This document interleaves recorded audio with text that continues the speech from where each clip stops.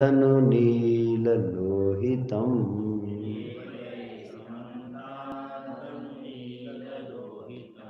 नमस्कृतः प्राह शशाङ्कशेखरम्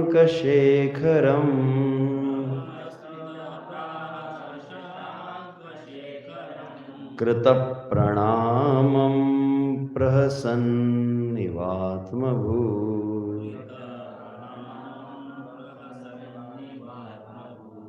तथा परे सिद्धगणा महर्षिभिः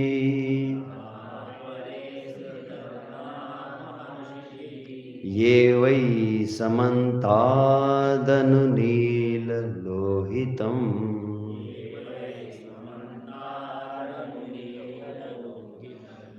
नमस्कृतः प्राह शशाङ्कशेखरम्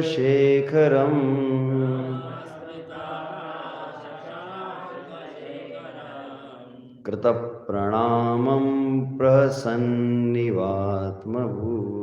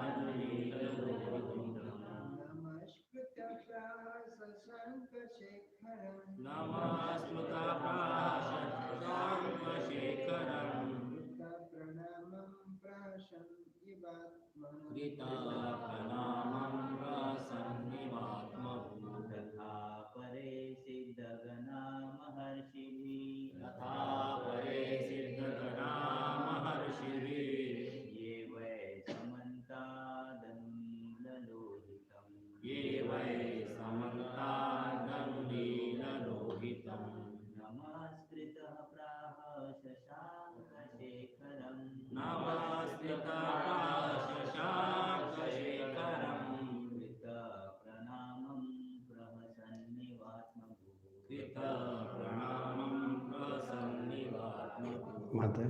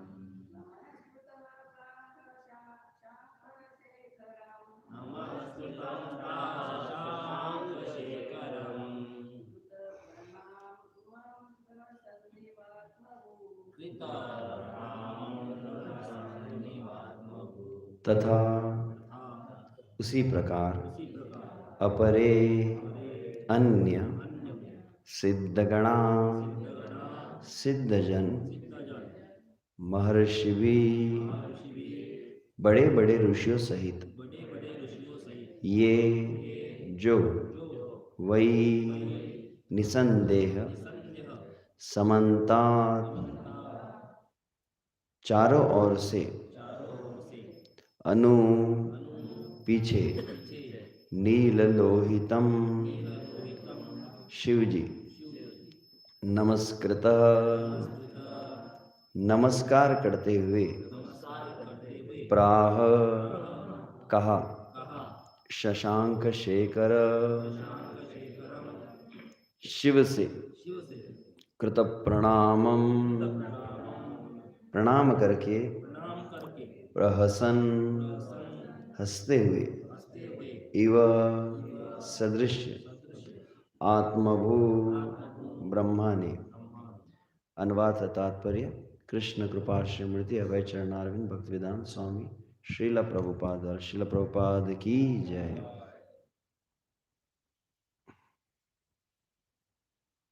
अनुवाद। शिवजी के साथ जितने भी ऋषि यथा नारद आदि बैठे हुए थे उन्होंने भी ब्रह्मा को सादर नमस्कार किया। इस प्रकार पूजित होकर शिव से ब्रह्मा हंसते हुए कहने लगे। तात्पर्य। ब्रह्मा जी हंस रहे थे क्योंकि उन्हें पता था कि शिव जी जिस प्रकार जल्दी प्रसन्न होते हैं उसी तरह जल्दी क्रुद्ध भी हो जाते हैं। उन्हें भय था कि वे कहीं क्रुद्ध न हो, क्योंकि उनकी पत्नी का निधन हो चुका था और वे दक्ष द्वारा अपमानित हो चुके थे। अतः अपने भय को छिपाने के लिए वह हंसे और शिव को इस प्रकार से संबोधित किया। ओम अज्ञानतिमिरन्धनाञ्जन शलाकया चक्षुरुन्मिलितं येन तस्मै श्री गुरुवे श्री चैतन्य मनोभीष्टं स्थापितं येन भूतले स्वयं रूप कदा मह्यं ददाति स्वपदान्तिकम्। वन्देऽहं श्रीगुरो श्रीयुतपदकमलं श्रीगुरुन् वैष्णवांश्च श्रीरूपं साग्रजातं सहगण रघुनाथान्वितं तं सजीवम् साद्वैतं सावधूतं परिजनसहितं कृष्णचैतन्यदेवं श्रीराधाकृष्णपादान् सहगण ललिता श्रीविशाखान्वितांश्च। नमो विष्णुपादाय कृष्णप्रेष्ठाय भूतले श्रीमते भक्तिवेशतारिणे वाञ्छाकल्पतरुभ्यश्च कृपा सिन्धुभ्य एव च पतिता चरण में सादर वंदन प्रणाम करते हैं। सभी से याचना करते ताकि श्रीमद् भागवत के अंतर्गत इस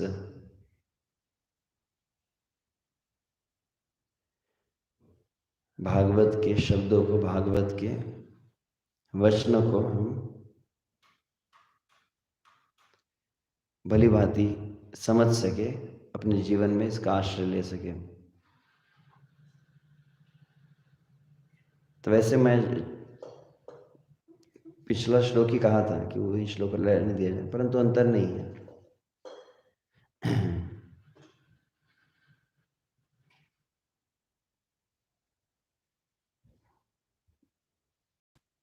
तो जो विषय हम चर्चा कर रहे थे पिछले कक्षा में लगभग वही है। श्री श्री रुक्मिणी द्वारकाधीश भगवान की जय।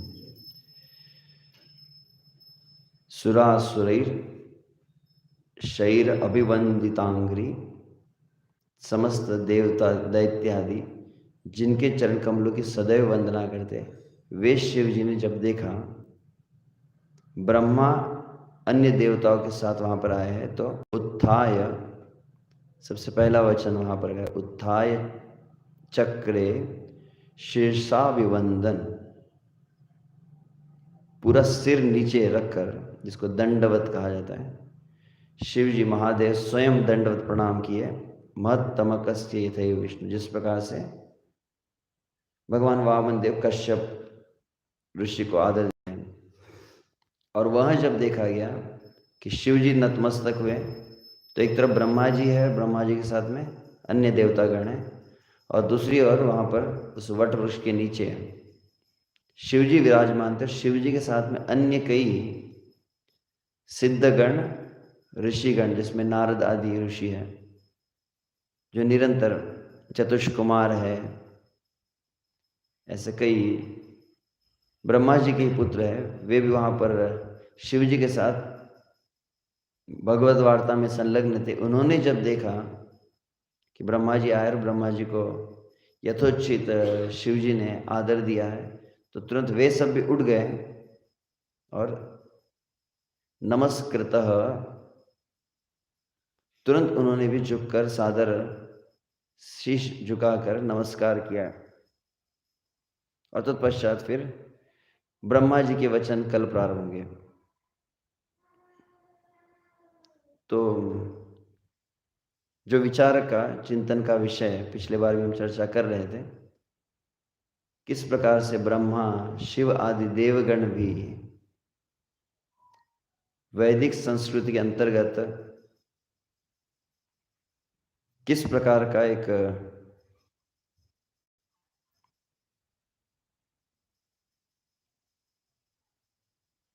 शिष्टाचार होना चाहिए, कैसे जिसको इनके श्री सनातन गोस्वामी के भी शब्दों में यदि कहा जाए, सनातन गोस्वामी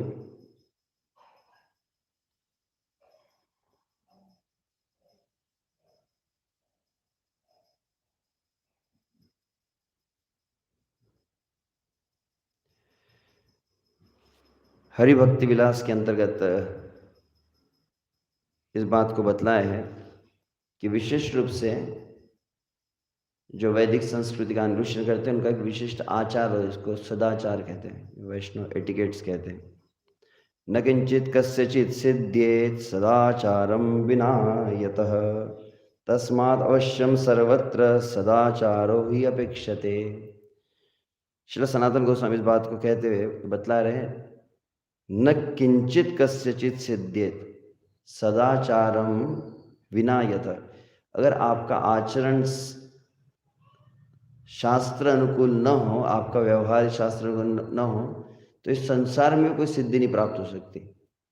आध्यात्मिक सिद्धि दूर कहते हैं, न किंचित कस्यचित सिद्ध्येत सदाचारम विना यतः तस्मात् अवश्यम सर्वत्र, इसीलिए सर्वत्र सभी स्थान पर सदाचार ही अपेक्षते, सदाचार की अपेक्षा की जाती है।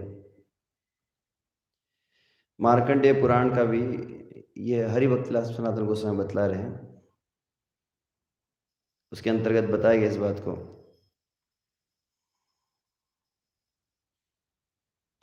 गृहस्थेन सदा कार्यम आचार परिपालनम नहि आचरन आचार वीनस्य सुखमत्र परत्र च। जो अपने घर में भी रहता है उसे भी सदैव समस्त कार्य करते समय एक विशिष्ट शील युक्त आचरण का पालन करना चाहिए। और नहीं आचार विहीनस्य सुखम अत्र परत्र च, तो चाहे इस जगत में हो या अन्य लोक में हो, कहीं भी वो व्यक्ति सुख प्राप्त नहीं कर सकता है। यज्ञ दान तपांसीह पुरुषस्य न भूतये भवन्ति य सदाचारम समुल्लंघ्यम प्रवर्तते। तो यज्ञ दान तपस्या आदि भी फलीभूत नहीं होती यदि आचरण आपका सही न हो। भविष्योत्तर पुराण में स्वयं भगवान श्री कृष्ण युधिष्ठिर से कहते हैं, आचार आचारहीनम न पुनन्ति वेदा यद्यप्यधीता सह षड्विरंगै छंदांसि येनम मृत्युकाले त्यजन्ति नीडम शकुंता इव जात पक्षा।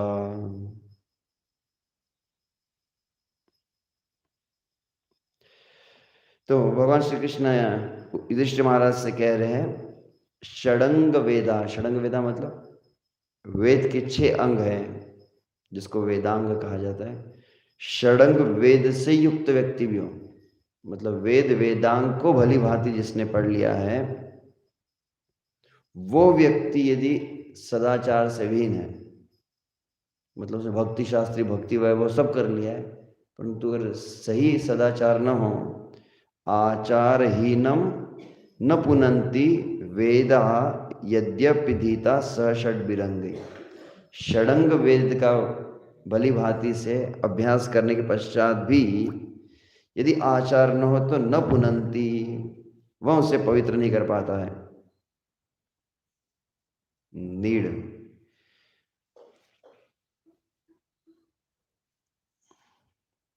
जात पक्ष पक्षीगण जो होते हैं, जिस प्रकार नीड का परित्याग करते हैं, उस प्रकार वेद सभी उस व्यक्ति का मृत्यु के समय परित्याग कर देते हैं। जिस तरह से आप मतलब वो ये भी आचार के अंतर्गत ही आता है, जब न पता हो। ठीक। जिस प्रकार से मतलब महाभारत में कर्ण का प्रसंग आता है, कर्ण जिस विद्या को प्राप्त किया, अंत काल में वो विद्या उसके उपयोग में नहीं आई।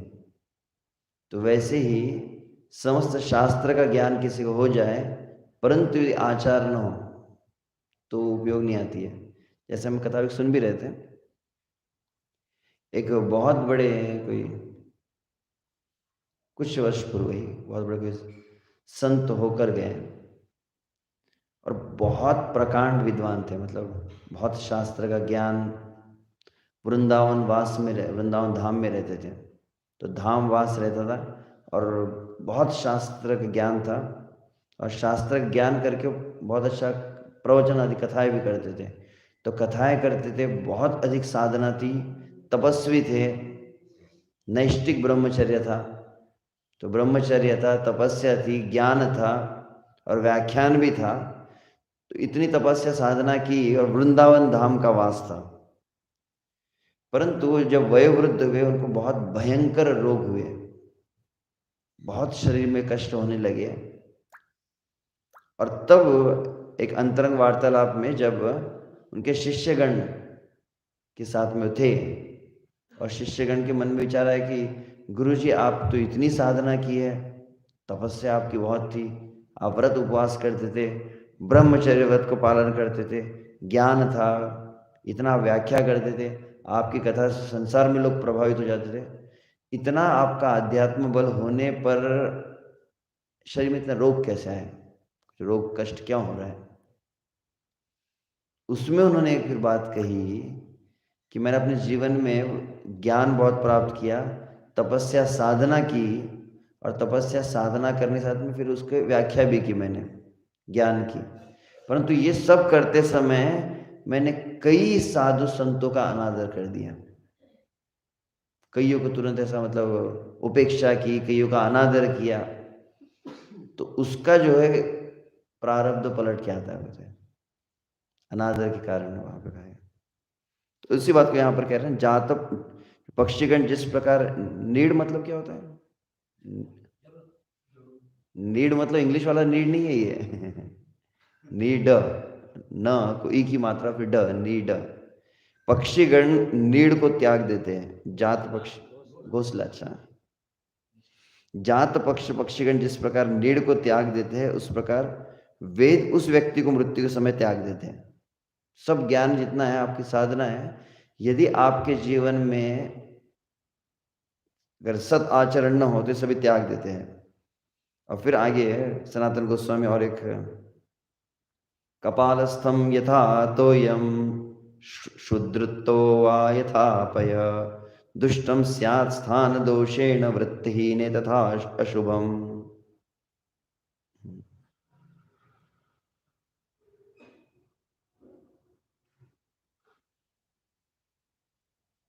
जिस प्रकार नरक पालस्थ कुकुर, कुकुर मतलब कुत्ता ही ना, चर्म निर्मित पात्र, चर्म चमड़े का बर्तन हो, चर्म निर्मित पात्र है, तो उस चर्म निर्मित पात्र में जल हो या दूध हो, वो स्थान दोष से दुष्ट हो जाता है। उसी प्रकार से इस जगत में जो सद आचरण से विहीन व्यक्ति है, वो इस जगत में हो या पर जगत में हो, जैसे वो पात्र है, पात्र ही गलत है ना, चमड़े का पात्र है, उसमें दूध रहो कि पानी रहो, दोनों अपवित्र है। तो ये अपात्र होने के कारण इस लोक में और परलोक में सभी जगह इसे दुख प्राप्त होता है। इसलिए यहां पर कह रहा है, आचार रहितो राजन यह नामुत्र निंदती।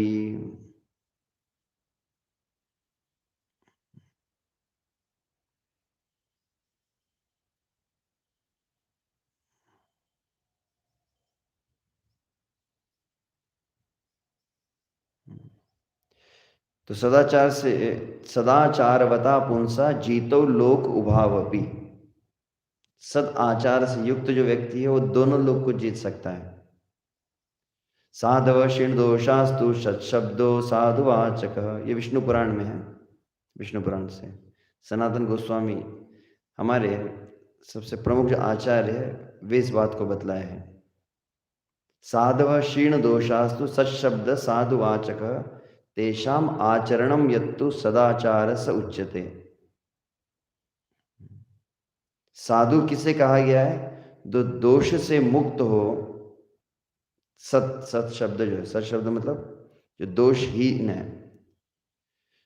तो साधुगण का आचरण ही वास्तविक उसकी साधुता को प्रदर्शित करता है। अनध्ययनशीलश्च सदाचार विलंघिनम सालस्यश्च दुरन्नादम ब्राह्मणम बाधतेन्तकः। स्कंद पुराण में अगस्त्य मुनि इस बात को कह रहे हैं।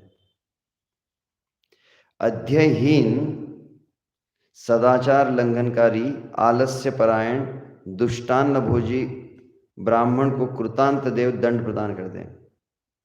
मतलब ब्राह्मण के 4 दोष अगर है, मतलब अध्ययनहीन है, आचरण से विहीन है, आलस से युक्त है, आलस परायण, और दुष्ट अन्न, गलत अन्न जो लेता है, ये दंड का पात्र बनता है।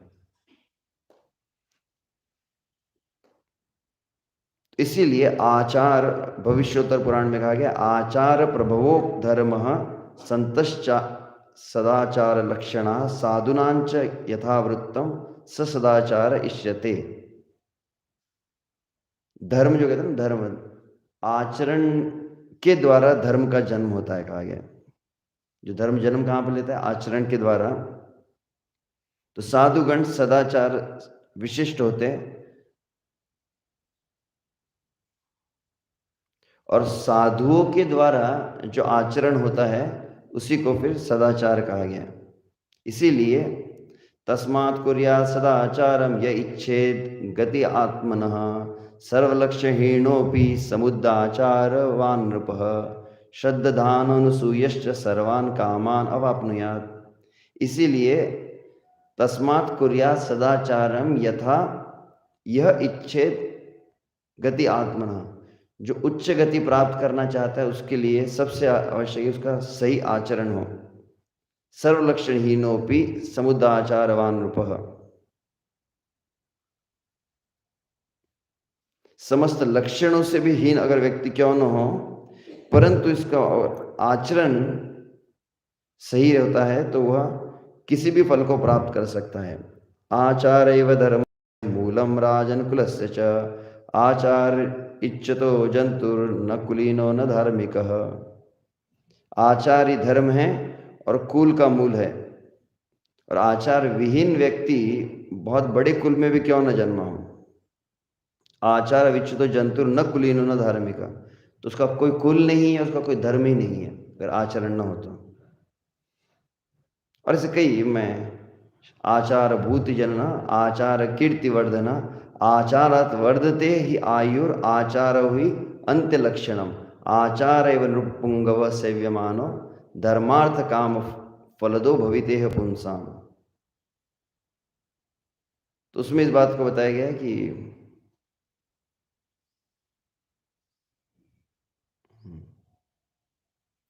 आचार भूति जन आचार कीर्ति वर्धना, आचार सही हो तो आचार्य से ऐश्वर्य प्राप्त होता है, आचार्य से कीर्ति का वर्धन होता है, आचार सही हो तो आयु का वर्धन होता है, और आचार अगर सही हो तो दारिद्र्य का नाश होता है।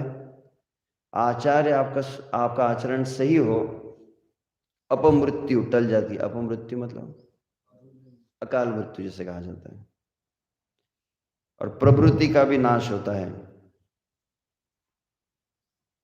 और आचार एवं नृपपुंगव सेव्यमानो धर्मार्थ काम फलदो भवितेह पुंसाम तस्मात् सदैव विदुषा वहितेन राजन शास्त्रोदितो ही अनुदिनम परिपालनीय। ये अन्यत्र इस बात को कहा गया है।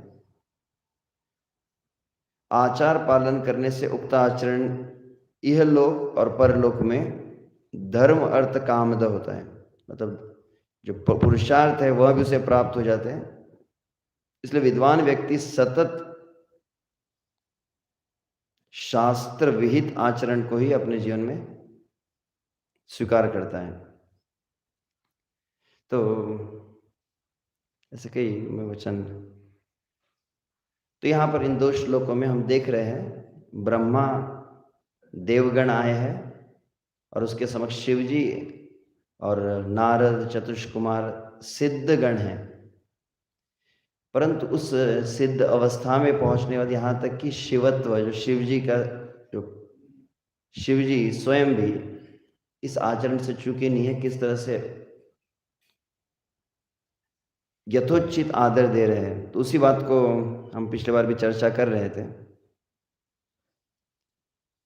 जिस तरह से मुझे आज भी याद है लगभग कितने साल हो गए, 2000 लगभग 22 वर्ष पूर्व मुझे स्मरण है जब पहली बार महाराज जी ने मुझे पत्र लिखा था। उस समय तो ईमेल मतलब बहुत विरला ही कुछ चीज़ होती थी, ऐसे व्हाट्सएप वगैरह था।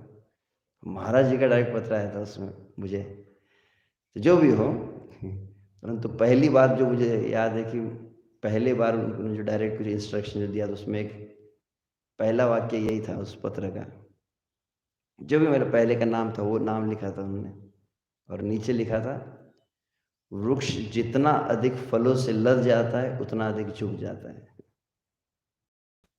विद्या ददाति विनयम वयम याति पात्रताम, और जितने फल कम होते हैं उतना वो सीधा तना हुआ रहता है। झुकता वही है जिसमें जान है, अकड़ना तो मुर्दे की पहचान है। जो जितना अधिक ज्ञान से और सद्गुणों से युक्त होता है उतना अधिक वो झुकता है। तो यह तो हमने कल परसों भी ये श्लोक कहा था, अभिवादनशीलस्य नित्यं वृद्धोपसेविनः चत्वारि तस्य वर्धन्ते आयु विद्या यशो बलम। वर्तमान में कलयुग में अभी क्रमशः देख रहे हैं कलह का प्रभाव जैसे बढ़ रहा है, तो नम्रता, विनयशीलता, आदर का जो भाव है, जिसको द कल्चर ऑफ रिस्पेक्ट, पारस्परिक एक दूसरे के प्रति जो समुचित आदर होना चाहिए, उसका क्रमशः ह्रास होते जा रहा है। तो मैं कुछ मनुस्मृति के वचन देख रहा था इससे संबंधित, तो उसी में इस बात को कहा गया था जो हम चर्चा किए थे विस्तृत रूप से, नित्यम वृद्धोपसेविनः। ये इसकी व्याख्या बहुत सुंदर बताई, उपसेविना कहा गया। वृद्ध, तो वृद्ध की व्याख्या है यहाँ पे, मैं देख रहा था किसको वृद्ध कहा गया है। तो वहां पर कहते हैं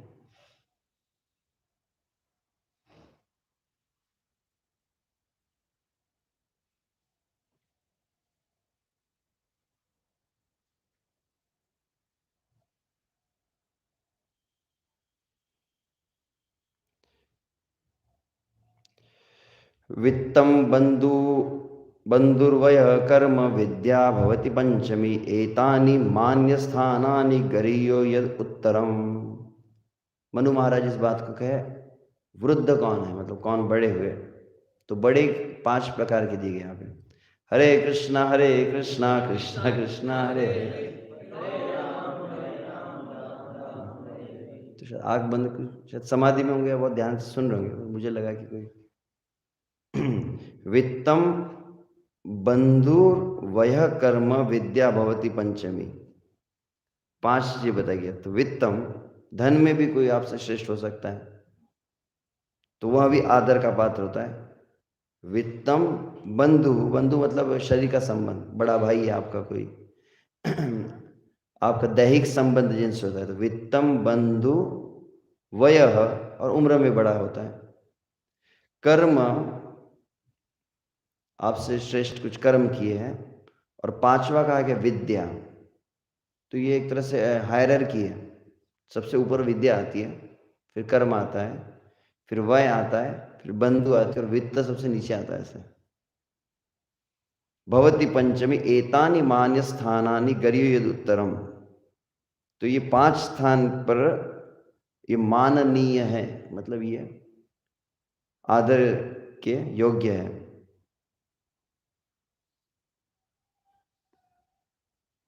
तो उसमें वो कह रहे हैं, एक बार मैं पढ़ ही लेता हूँ,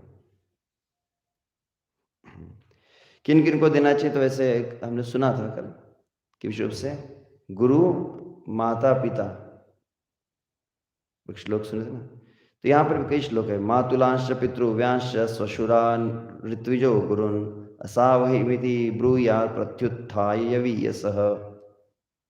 जैसे इनको देखते हैं अपने स्थान से उठना चाहिए। मातुलांश पितृव्यांश स्वशुरान ऋत्विजो गुरुन, मातुला मतलब मामा, पितृव्यांश चाचा हुए, स्वशुर ससुर, ऋत्विज पुरोहित आदि, और गुरुन जैसे हो तो तुरंत उत्थाय यवीयस, तुरंत उठना चाहिए क्योंकि ये आदर के पात्र है। संपूज्य गुरु मातृश्वसा मातुलानी श्वशुरथ पितृश्वसा संपूज्य गुरु पत्नीवत समास्ता गुरु भार्यया। मातृश्वसा, मातृश्वसा मतलब मौसी, मातृश्वसा मातुलानी, मातृश्वसा मतलब मौसी, मातुलानी मतलब मामी, श्वश्रु, श्वश्रु मतलब सास, अथ पितृश्वसा, पितृश्वसा मतलब बुआ। मातृश्वसा मतलब मौसी, मातुलानी मतलब मामी, पितृश्वसा मतलब बुआ हुई, ये भी और सास, ये आते संपूज्या गुरु पत्नीवत समास्ता गुरु भार्य है। जिस प्रकार से गुरु माता को आदर दिया जाता है उतना आदर इनको देना चाहिए, मतलब तुरंत प्रणाम करना चाहिए इन्हें उठकर। इस तरह से यहाँ पर बतलाया गया है। और इन सभी में कहा जाता है त्रिषु प्रमाद्यन्नेतेषु त्रिलोकान विजयेद गृही दीप्यमान स्वपुषा देववत विमोदते। 3 लोगों को कभी भी लापरवाही अगर न रखी जाए, 3 लोगों के आदर मतलब त्रिषु अप्रमाद, अप्रमाद मतलब प्रमाद मतलब सावधान न रहना, असावधानी, तो अप्रमाद मतलब सावधानी से। त्रिषु अप्रमाद नेतेषु, 3 लोगों की सेवा बहुत सावधानी से की जाती है। कौन? आचार्य मातृ पितृ आ गया, आचार्य गुरु की, माता और पिता की, 3 की यदि सेवा सावधानी से की जाए, इसमें थोड़ी लापरवाही न, 3 लोकान विजयेद गृही। गृह मतलब विश्व से एक गृहस्थ धर्म के बारे में कुछ बताया गया, क्योंकि इसमें आगे टीका में लिखा गया है कि ब्रह्मचारी तो मामा मौसी चाचा बुआ से मिलते हैं, तो जो इनके बीच में रहते हैं उनके लिए वैसा व्यवहार बताया गया। तो जो ब्रह्मचारी है वो आश्रम में हो तो फिर गुरु और फिर गुरु भाई रहते हैं, फिर गुरु के भी गुरु भाई रहते हैं, तो उनके साथ यथोचित व्यवहार होना चाहिए। तो यहाँ पर कहा गया है आचार्य माता पिता, अगर 3 के प्रति सावधान कोई रहे, 3 लोगों को जीत लेता है। दीप्यमान स्वपुषा, स्वपुषा मतलब दिव्य स्वरूप प्राप्त करता है। देवगत इवि मोदते, और देवताओं का जैसा ऐश्वर्य उसको प्राप्त होता है, मतलब उच्च लोक की प्राप्ति होती है। केवल सावधानी वो रखता है। तो इसमें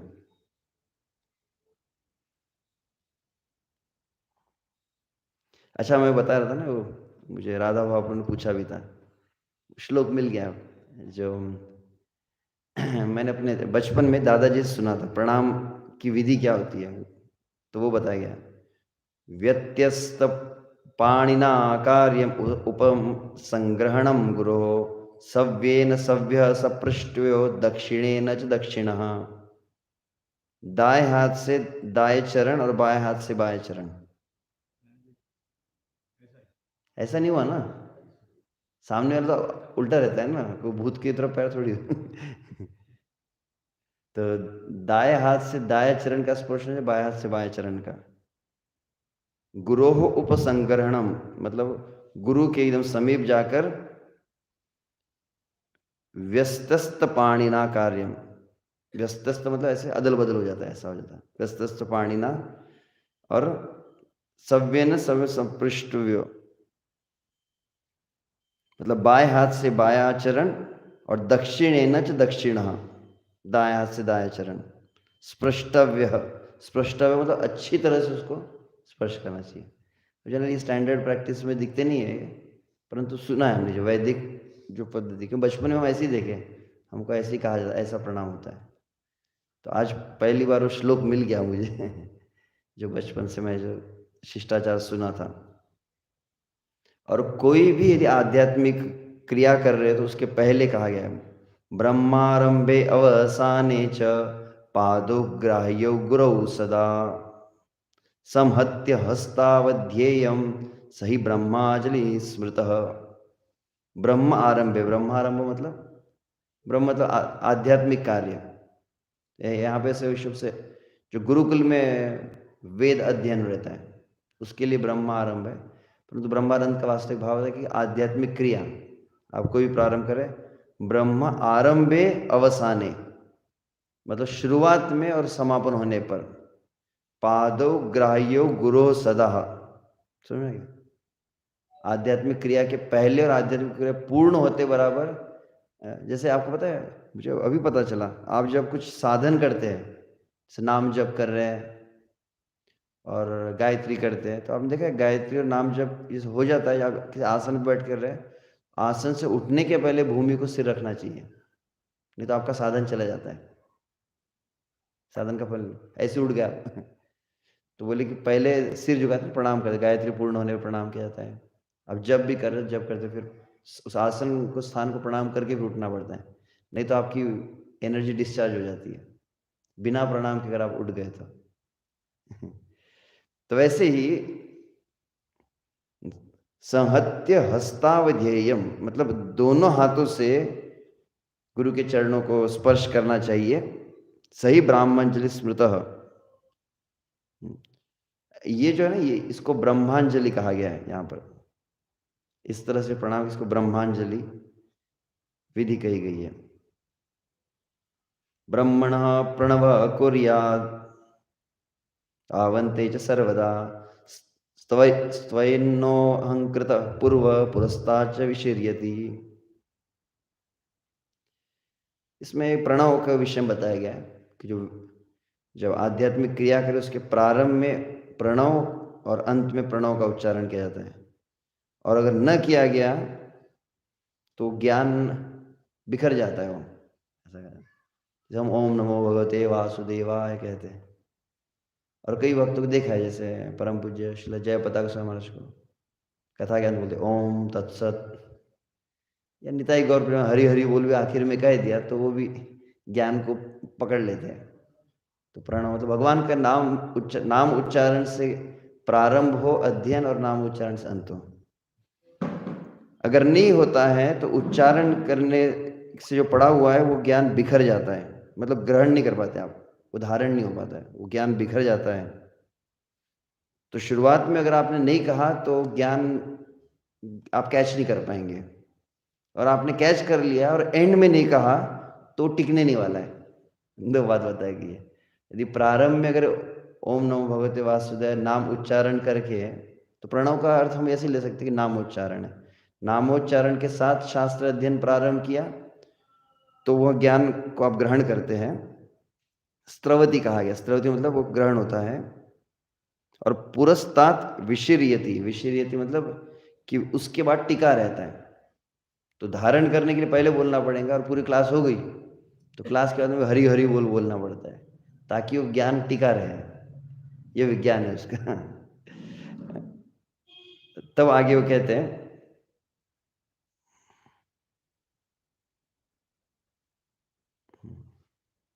लौकिकम वैदिकम वापि तथा आध्यात्मिकमेव च आददित यतो ज्ञानम तम पूर्वम अभिवादयेत्। हमको लगता है कि हम इस्कॉन में आए तो इस्कॉन के गुरु को प्रणाम करना चाहिए, बाहर के गुरु जी को लात मारनी चाहिए क्या? तो इसलिए बता रहे मनु महाराज कह रहे लौकिकम, वैदिकम, आध्यात्मिकम, 3 गुरु बताए उन्होंने।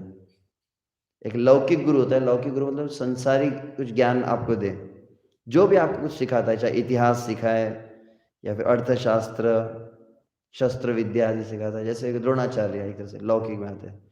लौकिकम, वैदिकम, जो वेद विषय कुछ कर्म कांड आदि कुछ मंत्र उच्चारण सिखा रहा हो, और तथा आध्यात्मिकम एवच, आदित यतो ज्ञानम, जिनसे भी आपको ज्ञान प्राप्त हो रहा है।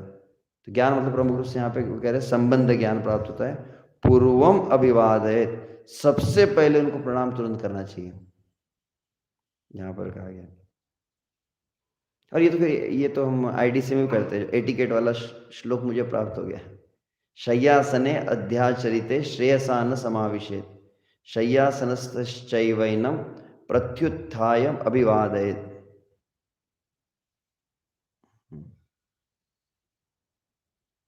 जो गुरु होते हैं शय्या आसन अध्यचरित है, कभी भी उनकी शयन पे उनका जो पलंग होता है और उनका आसन होता है उसका कभी मतलब उसके ऊपर हम नहीं बैठना चाहिए। जो गुरु का आसन होता है और गुरु का शयन का स्थान होता है, और ना उनके बराबरी में होना चाहिए ऐसा, गुरु के साथ साथ में। और अगर वो आ जाते आप लेटे हो मतलब शय्या सनस्थैवैनम, आप लेटे हुए उस समय गुरु आ गए, प्रत्युत्थाय अभिवादय, तुरंत उठकर दौड़कर उन्हें प्रणाम करना चाहिए। क्या प्राप्त होता है? ऊर्ध्वम प्राणाय उत्क्रामंति यूनस्थविर आयति, प्रत्युत्थाय अभिवादाभ्याम पुनस्तान प्रतिपद्यते। अगर आप प्रणाम न करें तो आपके चित्त में अस्थिरता आती है। गुरु आए और आपने प्रणाम नहीं किया, उसका परिणाम क्या होता है? आपका चित्त अस्थिर रहेगा, मन में चंचलता आती है, भय रहता है, भय का वर्धन होता है। मतलब प्रणाम नहीं कर रहे हैं आप, न करने का नुकसान भय आता है, चित्त में अस्थिरता आती है, मन में चंचलता आ जाती है। परंतु जैसे ही आप अपना सिर नीचे झुकाकर प्रणाम कर लेते, ये तीनों का तुरंत नष्ट हो जाते हैं, भय, अस्थिरता और चंचलता, ये तुरंत चली जाती है। और ये श्लोक तो हमने कहा ही था ऐसे कि इसकी आयु, विद्या, यश और बल का वर्धन होता है। और कहा गया है कि उसके नीचे का श्लोक था, हाँ, जो अगर प्रणाम नहीं करता है, मतलब जिनको प्रणाम करना चाहिए, उनको देखकर यदि उसने तुरंत झुका नहीं तो 4 कम होने लगते हैं, आयु भी कम होने लगती है उसकी, और प्रणाम न करे। इसमें बहुत अच्छा उन्होंने कुछ बताया भी था, एक मिनट तात्पर्य दिया गया था, कौन सा श्लोक नंबर 96।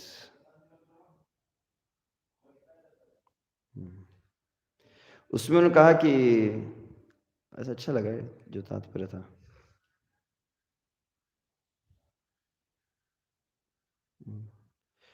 वे कहते हैं कि कैसे ये यश और ये सब बढ़ता है, तो उसमें बहुत अच्छी उन्होंने बात बताई कि जब आप बहुत नम्रता, विनयशीलता जिसको कहते हैं ना, विनयशीलता और नम्रता से युक्त होकर जब आप झुकते हैं तो वो व्यक्ति का हृदय प्रफुल्लित हो जाता है, खुल जाए, उसका हृदय प्रफुल्लित होता है। और जैसे प्रफुल्लित होता है, उस जो भी श्रेष्ठ व्यक्ति होता है उसके गुण आप में प्रवेश करते हैं, उसका मतलब हार्ट खुल जाता है ना, तो सप्लाई होने लगता है, तो उसके जो गुण हैं वो गुण आप में आने लगते हैं। इसीलिए कभी देखा गया कि बोलते हैं ना, जैसे बाप वैसा बेटा कहा जाता है। एक आज्ञाकारी जो पुत्र हो या आज्ञाकारी शिष्य जब बहुत श्रद्धा और निष्ठा के साथ अपने गुरु की सेवा करने लगता है, पिता की सेवा करता है, तो उनके गुण कभी कभी दिखाई देते हैं। पुत्र के गुण पिता में दिखाई देते हैं, शिष्य के गुण, गुरु के गुण शिष्य में दिखाई देते हैं। तो कैसे आते हैं? तो वही बता कि वो बहुत अधिक जब झुकने लगता है,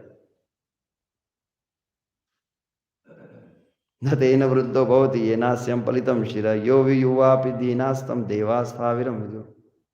यहाँ पे कहा कि पलितम शिरम, जो टकला होने से कोई बूढ़ा नहीं हो जाता है। महाराज कह रहे न तेन वृद्धो भवति ये न अस्य पलितम शिरः, परंतु वास्तविक वृद्धावस्था ज्ञान की और साक्षात्कार की बताई गई है।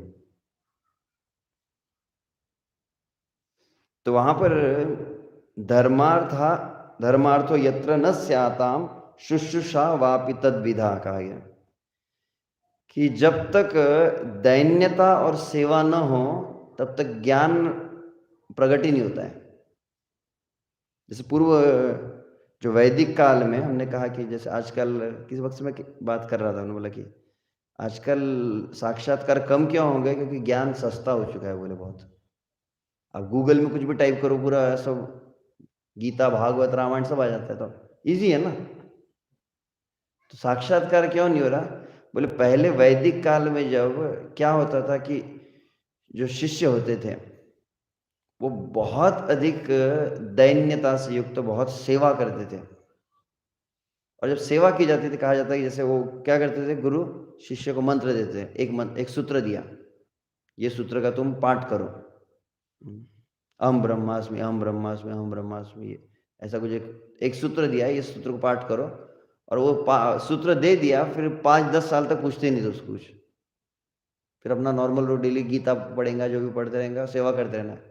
फिर बार बार प्रवचन हर रोज थोड़े होते थे, सिर्फ उससे मतलब वो रिसाइटेशन करवाए जाते थे। और 5-10 साल तक उस सेवा की, उसके बाद में उसको पूछता था अब अहम ब्रह्मास्मि बोलो, तो अहम ब्रह्मास्मि, उसको साक्षात्कार तुरंत हो जाता था, मैं शरीर नहीं मैं आत्मा हूँ। फिर दूसरा सूत्र देते, फिर 5-10 साल सेवा करो। जो ये मनुष्य इंद्रिय भोग के लिए नहीं है। हमने बोला कुछ हुआ क्या? हमको तो मतलब हमारा बोलना कैसे, जैसे मान लो किताब है, किताब के ऊपर चींटी घूमती है, पता है? तो चैतन्य चरितामृत के ऊपर चींटी घूमने से उसको अष्टविकार नहीं आने वाले। तो हमारा किताब पढ़ना वैसे चींटी के रेंगने की तरह हो रहा है। अनुभव क्यों नहीं हो रहा? क्योंकि शब्द ग्रहण ही नहीं कर पा रहे। तो शब्द ग्रहण के लिए यहां पर जो बात रहेगी, न स्याताम शुश्रूषा वापि तद्विधा, अभिवादनशील और सेवाभावी जब होता है कोई व्यक्ति, तो फिर गुरुवर्य का स्नेह और कृपा उमड़ जाती है उसके ऊपर। ये जो शब्द है शुश्रूषा, ये शब्द ऐसे भक्तिधाम सिंधु में भी दिया है, जो प्रथम 4 बातें हैं ना, आदो गुरु पादाश्रय, गुरु दीक्षादि ग्रहणम, शुश्रूषा सेवा। तो शुश्रूषा सेवा मतलब क्या होता है, जिसको कहते हैं अंग्रेजी में कहते हैं सबमिसिव सर्विस। सबमिसिव सर्विस का सरल अर्थ होता है जैसे कृतदास। मतलब सामने वाले व्यक्ति के अनुकूल होकर हम कार्य करें। तो यहां पर कहा जा रहा है कि अभिवादन जो मतलब ये सबसे पहला गुण था समर्पण का, कि हमेशा युक्त अभिवादनशील हो और सेवा भाव रहता है, तो गुरु का स्नेह और कृपा एकदम उमड़ने लगती है। और उसका मन फिर, जिसको पुरोहित कहा जाता है, पुरोहित मतलब पुरा मतलब सामने, और हित मतलब कल्याण, सही में वो कल्याण का भावना लेके उसके मन में आने लगती है, इसका कल्याण हो, इसका भला हो। तो उसके मन में जैसे भावना आती है, वैसे इसको फिर ज्ञान प्रकाशित होने लगता है। यहाँ पर बताया गया,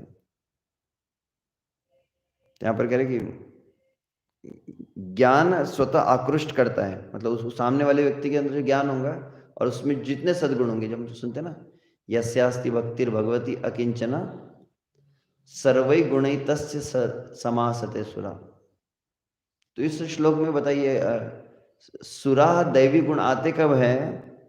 जब ऐसे दैवी गुण से जो युक्त हो, दैवी गुण मतलब भगवत भक्त के गुण से युक्त है, ऐसे किसी भक्त के चित्त को यदि आप आकर्षित कर लेते हैं, तो फिर उसके गुण आपने प्रकाशित। तो पद्म पुराण में भी कौन सच्चिदानंद भी बताए थे, पद्म पुराण में दिया शायद, कि जब किसी भक्त की जब सेवा की जाती है और सेवा के द्वारा जो उसको प्रसन्न होता है, तो उस भक्त का 1% गुण आप में आता है, ऐसा कुछ ऐसा बताइए, मतलब प्रसन्नता के अनुसार। तो और आगे फिर यहाँ पे कहा गया है,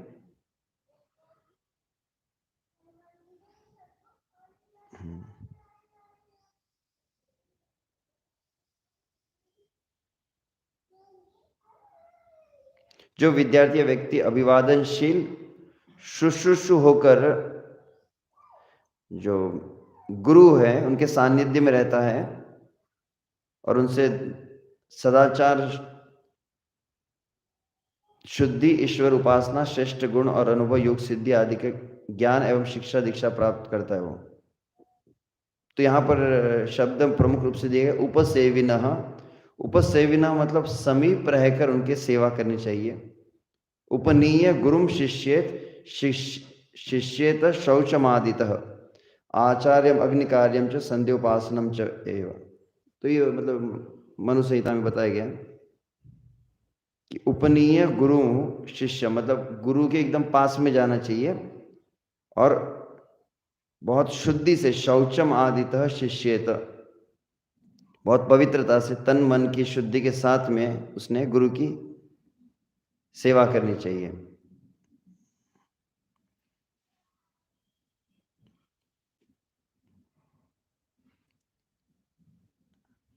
हाँ, ये तो मैं पढ़ा था।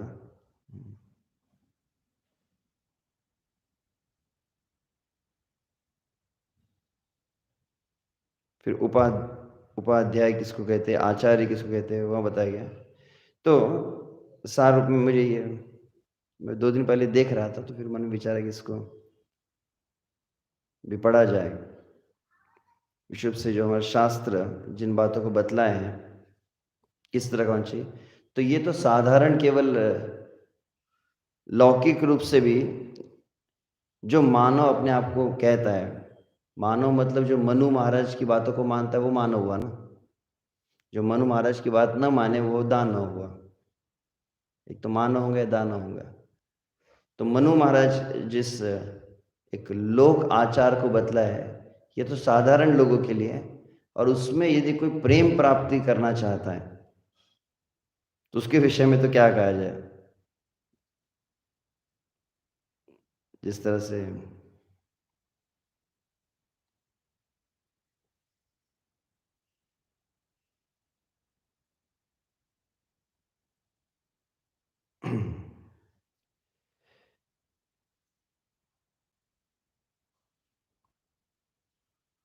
कहाँ गए शिला,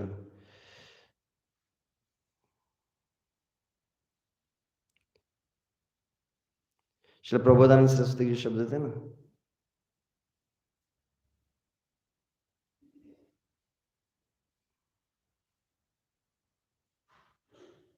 तो उनके शब्द देखे जाए तो जैसे प्रबोधानंद सरस्वती कहते हैं ये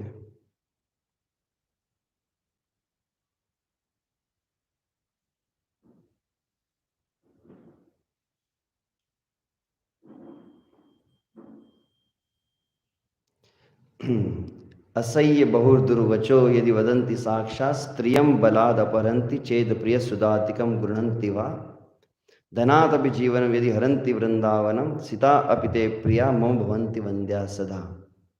दंडवत प्रणाम करना चाहिए। किनको दंडवत प्रणाम करना चाहिए वो कह रहे हैं, असह्य बहुर दुर्वचः, वचन आपके साथ जो बात करता है, दुर्वचन मतलब गाली देता है आपको कोई, और बहु दुर्वचः कहा गया। पहले वचः कहे तो चल जाता, दुर्वचः कह दिया मतलब गाली देता है। बहु मतलब बहुत, एक आध गाली तो हम भी सहन कर लेंगे, थोड़ा दबी सुनी जानवर, 2-3 गाली हुई तो फिर अपना भी लिमिट होता है प्रभु जी। तो लिमिट जब क्रॉस होती है उसको कहते हैं असह्य, आपकी सहनशीलता के जब बाहर हो जाता है। असह्य बहुर दुर्वचः, जो कहता है अहम वंद्यम सदा, मैं सदा उसकी वंदना करता हूं। ये क्या कहते हैं, असह्य बहुर दुर्वचो यदि वदंती साक्षात स्त्रियम बलात् अपहरंती। दूसरी कैटेगरी किसको दंडवत प्रणाम करता हूं, जो मेरे आंखों के सामने मेरी स्त्री का अपहरण करके चला जाता है, उसको भी दंडवत प्रणाम है। असह्य बहु दुर्वच यदि वदंती साक्षात स्त्रियम बलात् अपहरंती चेत प्रिय सुतादिकम गृह्णन्ति वा, या मेरे पुत्र आदि को मेरे सामने वो पिटाई कर रहा है और उसको भी दंडवत प्रणाम है।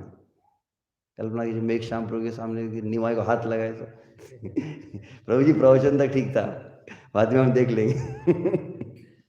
प्रिय सुताधिकम गृणंती वा धनात अपि जीवनम यदि हरंती वा।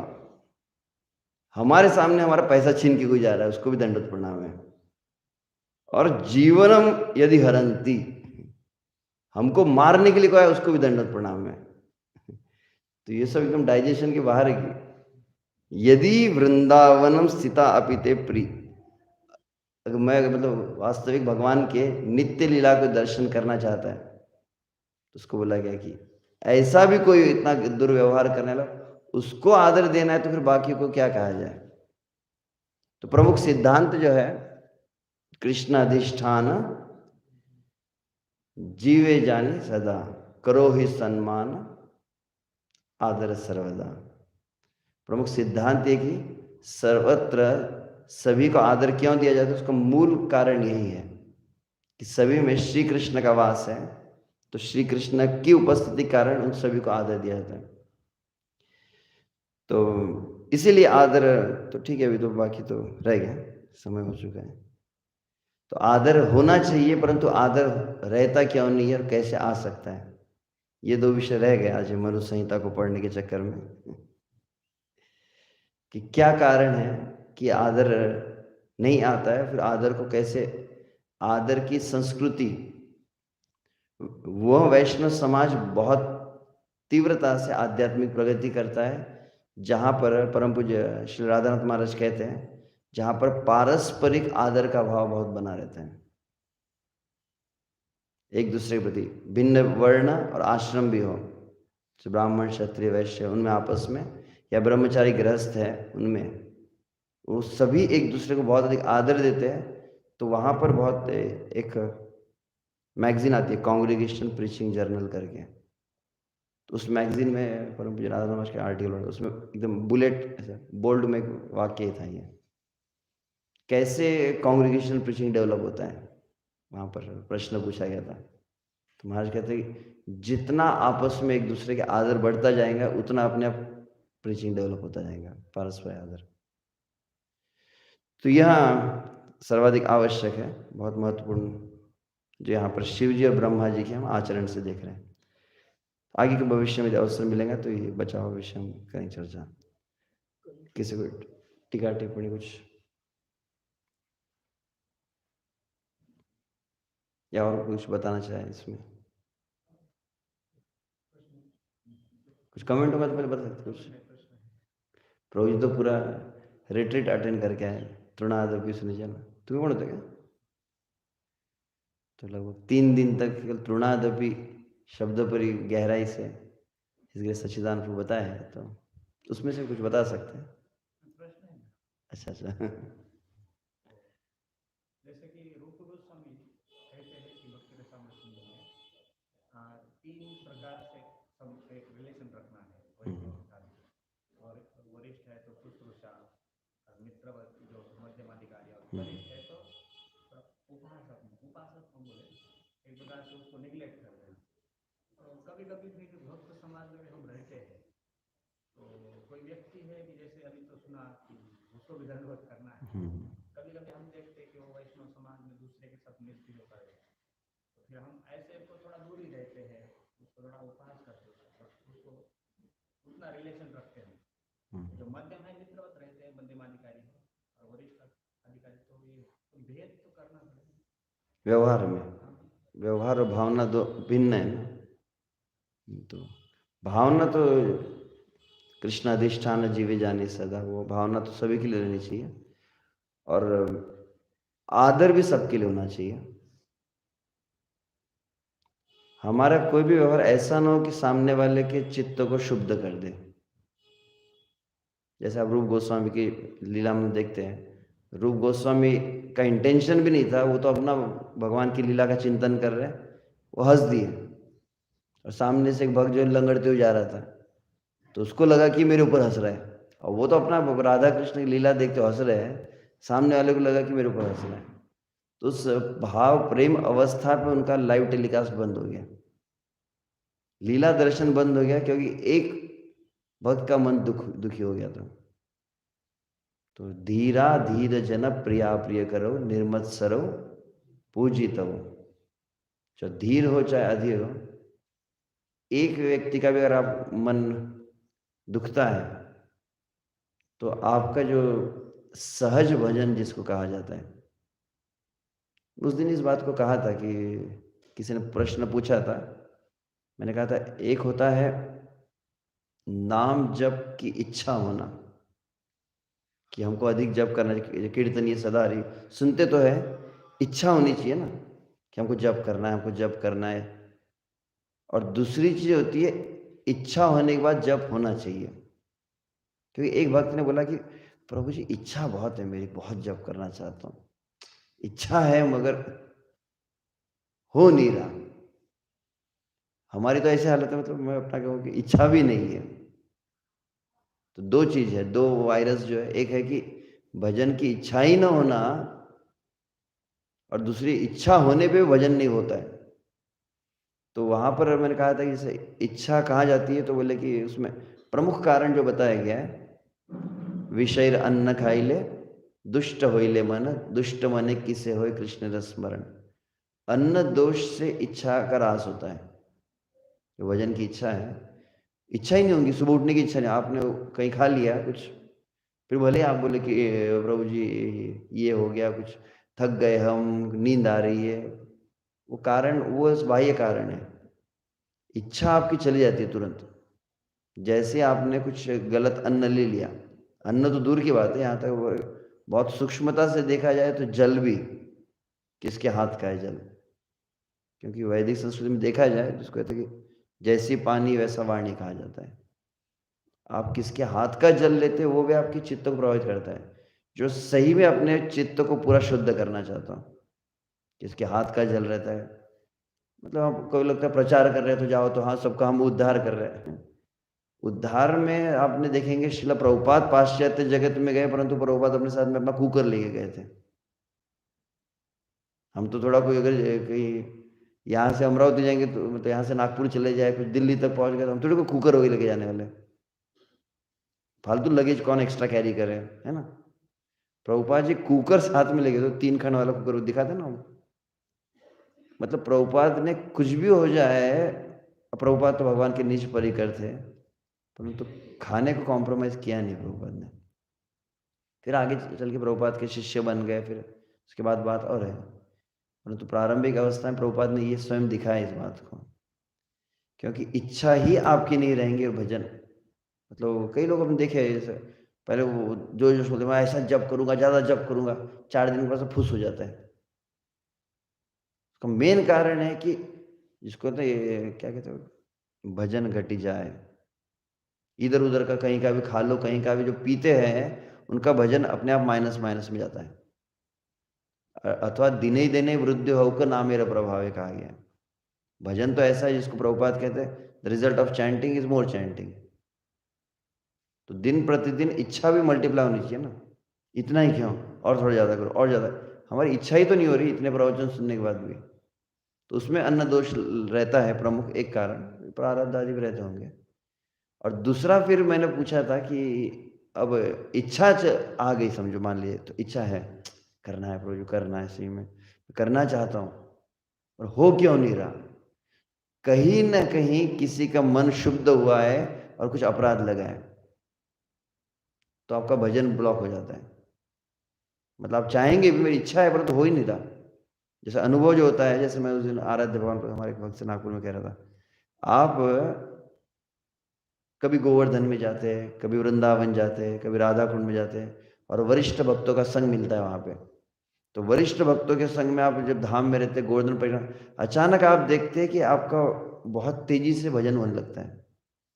तीर्थ, तीर्थ मतलब तारयति थी तीर्थ, तो तुरंत आपके भजन को ऊपर मल्टीप्लाई कर देता है, बढ़ा देता है, अपने आप ही होने लगता है, ज़्यादा ज़्यादा होने लगता है। और उसके ठीक ही विपरीत कुछ अपराध आपसे हुआ एकदम ग्रॉस, कुछ बहुत बड़ा अपराध जब होता है, किसी का मन दुख गया, आप देखेंगे आपका एक तो माला आगे सरकती नहीं है, जल्दी नहीं होती है। वही माला जो 8 मिनट में कर रहे थे उसको 15 मिनट भी लग जाते कभी कभी। अब ऐसा तो नहीं कि 108 मणि के 216 मणि हो गए, अंदर का बीट्स बदल चुके हैं, निकाल के गिन के देख लो जरा।